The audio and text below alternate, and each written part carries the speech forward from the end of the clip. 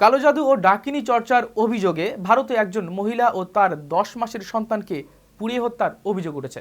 এই ঘটনায় জড়িত সন্দেহে পুলিশ 4 জনকে গ্রেপ্তার করেছে। ঘটনাটি ঘটে ভারতের ঝাড়খণ্ড রাজ্যের কুরসাই নামক একটি গ্রামে। গ্রামবাসীদের দাবি অনুযায়ী হঠাৎ গবাদি পশু মৃত্যুর হার বেড়ে যায় এবং একই সাথে অনেকেই অসুস্থ হয়ে পড়ে। অভিযোগ ওঠে জ্যোতি সিং নামের একজন ব্যক্তি কালো জাদু এবং ডাকিনী বিদ্যার সাথে জড়িত এবং তার কারণেই গ্রামে এ সমস্ত অঘটনগুলো ঘটছে।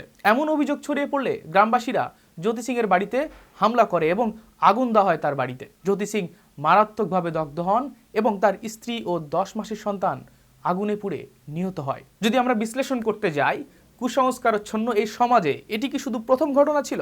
না, আসলে এই অন্ধকার জগতে এটি সেই ধারাবাহিকতার একটি অংশ বিশেষ হিসেবে ইতিপূর্বেও অনেক ঘটেছে। আমরা হুইচ হান্টিং নামেও কিন্তু শুনেছি নারীদেরকে কিভাবে পেতনির অভিযোগে মারাত্মকভাবে জখম করা হয়েছে, কখনো কখনো জনসম্মুখে পুড়িয়ে হত্যা করা হয়েছে। তবে প্রশ্ন এখন অন্ধকারে নিমজ্জিত থাকা কুসংস্কারাচ্ছন্ন সমাজের কাছে, কবে শুভবুদ্ধির উদয় হবে আমাদের?